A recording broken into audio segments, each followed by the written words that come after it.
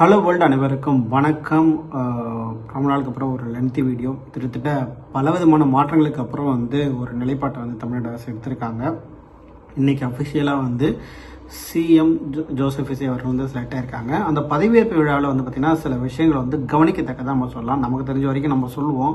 CM பதவியேற்பு விழாவில் பாராட்டத்தக்க சில விஷயங்கள் நடந்திருக்கு. அதாவது ஃபர்ஸ்ட் எடுத்தோன்னே இந்த ட்ரெஸ் கோட் அப்படின்னு சொல்லக்கூடியது விஜய் அவர்கள் எப்பயுமே பார்த்திங்கன்னா ஒரு காக்கி கலர் வெளிர் காக்கி கலர் பேண்ட்டு ஒரு ஒயிட் ஷர்ட் அதுதான் யூனிஃபார்மாக இருந்தது. நடுவில் அந்த பார்ட்டிஸ்லாம் சந்திக்கும் போது ஒரே ஒரு ப்ளூ கலர் ஜீன்ஸ் மட்டும் போட்டுட்டு இருந்தாரு. இப்போ இன்னைக்கு என்ன கலர் ட்ரெஸ்ஸில் வருவாங்க எல்லாம் பார்த்தா அந்த நார்மலாக அதே யூனிஃபார்மில் தான் வருவாங்கன்னு பார்த்தாக்க பிளாக் பேண்ட் அண்ட் ஒயிட் ஷர்ட்டில் இருந்தாங்க. திடீர்னு பார்த்தாக்க ஒரு கோட் சூட்டுக்கு திடீர்னு மாற்றம் அடைஞ்சிருக்காங்க. இது பார்த்தீங்கன்னா ரொம்ப சிம்பிள் அண்ட் பெஸ்ட்டாக பார்க்கப்படுது. முதல்வனுடைய தேர்வு மிகவும் எளிமையாகவும் சர்வதேச தரத்திற்கு இணையாகவும் இருக்குது. அது நிச்சயமாக பாராட்டக்கூடியது. அதாவது ட்ரெண்ட் செட்டிங் அப்படின்னு சொல்லக்கூடிய ஒரு விஷயத்தை புதுசாக விஜய் அவர்கள் பண்ணியிருக்கிறாரு.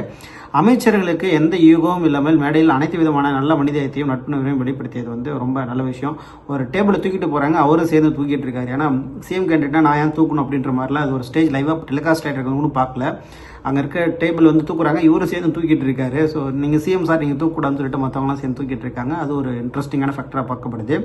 மூத்த தலைவர் செங்கோட்டையன் அவர்கள் பதவியேற்கும் பொழுது எழுந்து நின்று மரியாதை செலுத்தி அரசியல் நாகரிகத்தை காட்டியது ரசிக்கும்படியாகவும் இருந்துச்சு அப்படின்னு சொல்றாங்க. இதில் யாரும் செய்ய மாட்டாங்க, பட் இவர் செஞ்சிருக்கிறாரு. சில இடங்களில் சினிமா பாணி கெஸ்டில் இந்த மீட்டிங்கே ஃபர்ஸ்ட் அனௌன்ஸ்மெண்ட்டே பார்த்தீங்கன்னா ஒரு டைலாக் டெலிவரி அரசியல் மேடக்கு பொருத்தமில்லாத கிட்டத்தட்ட ஒரு ஆடியோ லான்ச் மாதிரி இருந்துச்சுன்னு சொல்கிறாங்க. பட் ஆனால் ஜென்சி கிட்டுக்கெலாம் இது மாதிரி இருந்தால் தான் பிடிக்குது. அவர்களே இவர்களேன்னு சொல்கிற மாதிரிலாம் நம்மளால் பேச முடியாது அப்படின்னாங்க. பட் ஓரளவுக்கு இன்றைக்கி எல்லாத்துக்குமே அவர் தேங்க் பண்ணியிருந்தார். அப்படி என்ன தான் தேங்க் பண்ணியிருந்தாலும் ப்ரீவியஸியும் அவர்களுக்கு அவர் தேங்க் பண்ணல. இதெல்லாம் பார்த்தீங்கன்னாக்கா ஜென்சி தலைமுறை எதிர்பார்ப்பது வேறொரு அரசியல் மொழி. அது கண்டிப்பாக விஜய்கிட்ட இருக்கு. Mass vibe BGM and viral moment punch dialogue அதற்கும் அரசியல் முதிர்ச்சிக்கும் இடையான சமநிலை பேணுவதுதான் இனி மிகப்பெரிய சவாலாக இருக்கும் அப்படின்னு சொல்லியிருக்காங்க. எப்படி இருந்தாலும் ஒரு புதிய அரசியல் தலைவரான தொடக்கமாக இந்த நிகழ்வு இருந்தாலும் மக்கள் எதிர்பார்ப்பது சினிமா மாஸ் மட்டுமல்ல நீண்ட காலத்திற்கு நிலைக்கும் நிர்வாகத்தையும் அரசியல் நாகரிகத்தையும் தான் அப்படின்னு சொல்லியிருக்கிறாங்க. இப்படி ஃபர்ஸ்ட் ஆரம்பமே பார்த்தீங்கன்னா கஜானாவில் ஃபண்டு கிடையாது. நாங்கள் இதுபோல் நான் ஒரு தேவதூதன் கிடையாது, நானும் ஒரு சாதாரண மனுஷன்தான். இனிமேட்டு நம்ம ஜெயிச்சிட்டோன்னு சொல்லிட்டு மற்றவர்கள் ஆட்டம் போட வேணாம். எல்லா இடத்துலையும் ஒரே சென்ட்ரல் ஃபோர்ஸில் தான் இருக்க போகிறேன், என்கிட்ட தான் அதிகாரம்லாம் இருக்க போகுது. இப்படி கட் அண்ட் ரைட்டான சில விஷயங்கள்லாம் சொல்லிட்டு ஆன் தி ஸ்பாட்லேயே அந்த 3 வாக்குறுதிகளுக்கு அவர் சைனம் பண்ணி முடிச்சிட்டாரு. அந்த 3 சைனுக்கும் பார்த்தீங்கன்னா இப்போ நிறைய விமர்சனங்கள்லாம் வந்துட்டுருக்கு. இப்போ முதலமைச்சராக இருக்கக்கூடிய விஜய் அவர்களுக்கு ரொம்ப பெரிய சவாலாகக்கூடிய விஷயங்கள் எல்லாமே சொல்கிறேன். ஃபர்ஸ்ட் பாயிண்ட்டே பார்த்தீங்கன்னா நிதி நெருக்கடி தான். ரெண்டாவது பாயிண்ட் பார்த்தீங்கன்னா மத்திய அரசில் பார்த்தீங்கன்னா இப்போ காங்கிரஸ் கூட அலைன்ஸ் வச்சிருக்காங்க, பிஜேபி கூட அலைன்ஸ் கிடையாது. தமிழ்நாட்டில் அவர் பாசிசத்துக்கும் திமுக அலைன்ஸ் தான் சொல்லிட்டு ஓட்டே வாங்கியிருக்காரு. மூணாவது பார்த்தீங்கன்னா ஆதரவுக்கு தரக்கூடிய கட்சிகளுடைய நிபந்தனைகள் வெளிப்படையாக நிபந்தனைகளற்ற ஆதரவு வெளியிலேருந்து தெரிவிச்சிருந்தாலும் பார்த்தீங்கன்னா இப்போ அடுத்து வரப்போகிற 5 ஆண்டுகளுக்கு இவங்க கொடுக்குற ப்ரெஷரை தனியாக ஹேண்டில் பண்ணி ஆகணும். அடுத்தது பார்த்தீங்கன்னா அரசு நிர்வாகம் எப்படி விட்டு போனாங்கன்னு தெரியல, இனிமேல் தான் போய் பார்க்கணும். கஜனாலாம் காலியாக இருக்குன்னு சொல்கிறாங்க. எதுக்கு எந்த சிக்னேச்சர் யார் என்ன சுச்சுவேஷனை பண்ண போகிறாங்க, அரசு நிர்வாகத்தை எப்படி கவனிக்க போகிறாங்கன்றது இது ரெகுலராக இருக்கக்கூடிய அவருடைய ஜாப் ரெஸ்பான்சிபிலிட்டி தான். வாக்குறுதிகள் நிறைவேற்றம் இது ரொம்ப ரொம்ப முக்கியமான விஷயமா பார்க்கப்படுது.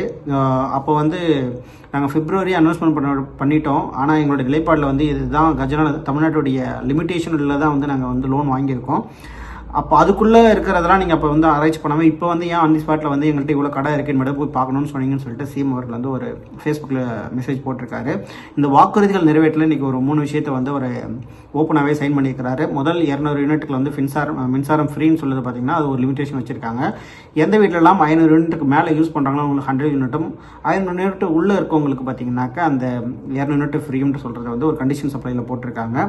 இது முரண்பாடான தகவலாக பார்க்கப்படுது. ரெண்டாவது பார்த்தீங்கன்னா அந்த பெண்களுக்கு சிங்கப்பெண்ணுக்கு பாதுகாப்பு படை உருவாக்கப்படும் சொல்லியிருக்காங்க, அது ஒன்று போட்டிருக்காங்க.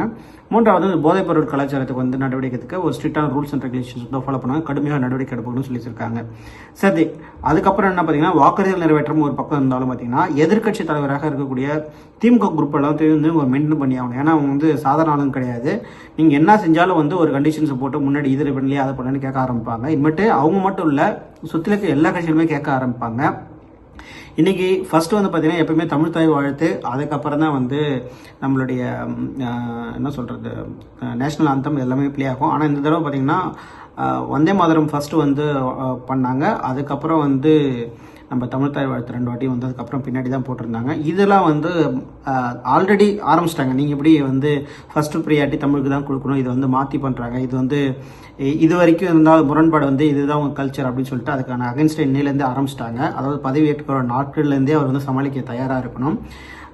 மக்களுடைய அதீத எதிர்பார்ப்பு இப்போ யாரோ வந்து ஏதாவது ஒரு மாற்றத்தை கொண்டு வர மாட்டாங்களா அப்படின்னு சொல்லி தான் விஜய் அவர்களை வந்து இத்தனை நாளாக இந்த 2 குரூப்புக்கு அகென்ஸ்டான அத்தனை பேர்த்தோடைய அவங்களுக்கு அகென்ஸ்டாக அந்த எப்படி சொல்கிறது, இந்த வெறுப்புன்னு சொல்லுவாங்க இல்லைங்களா, அதுதான் வந்து ஓட்டாவிற்கு மாறி இருக்கா, இல்லை அவங்க எல்லாத்துக்கும் வந்து சாட்டிஸ்ஃபை பண்ணுற மாதிரியான வெறும் டைலாக் டெலிவரிஸ் இல்லாமல் என்ன மாதிரி விஷயத்தில் வந்து செயல்படுத்த போகிறார் அப்படின்ற ஒரு மிகப்பெரிய சவால்கள். இந்த சவால்கள்லாம் வந்து பார்த்திங்கன்னா இப்போ நான் சொன்ன லிஸ்ட்டே வந்து பார்த்திங்கன்னா ஒரு கிட்டத்தட்ட ஒரு 7 லிஸ்ட்டு சொல்லியிருக்கேன். இதுக்கு மேலே நிறைய இருக்குது. அதாவது 360 டிகிரிக்கு வந்து பிரச்சனைகள் தான் இருக்குது. அதெல்லாம் எப்படி ஒரு ஓவர் கம் பண்ணி வராங்க, எப்படி அச்சீவ்மெண்ட் பண்ண போகிறாங்க, இதுக்கு நடுவில் வந்து அவங்களுக்கு எந்த விதமான சப்போர்ட்லாம் வந்து நம்ம அரசாங்க அதிகாரிகளும் சரி, இல்லை அங்கே இருக்கக்கூடிய ஆளும் கட்சிகளும் சரி, எதிர்கட்சிகளும் தராங்க, எப்படி தரப்போகிறாங்க அப்படின்றதெல்லாம் நம்ம பொறுத்து வந்து பார்க்கலாம்.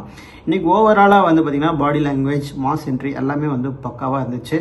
அதில் எந்த விதமான சந்தேகமும் இல்லை. ஒரு வித்தியாசமான ஸ்டைலில் இன்றைக்கி ஒரு நிகழ்ச்சியை பார்த்தோம். ஸோ இன்றைக்கி Day 1 May 10th 2026 ஆரம்பம். சிஎம் விஜய் அவர்களுக்கு வாழ்த்துக்கள். தொடர்ந்து இது போல் பல விதமான டே டு டே அப்டேட்லாம் நீங்கள் பார்க்கணுன்னா நம்ம சேனலை தொடர்ந்து சப்ஸ்கிரைப் பண்ணி ஸ்டே டியூனாக இருங்க. நம்ம வேறொரு நிகழ்ச்சியில் சந்திக்கலாம். நன்றி, வணக்கம்.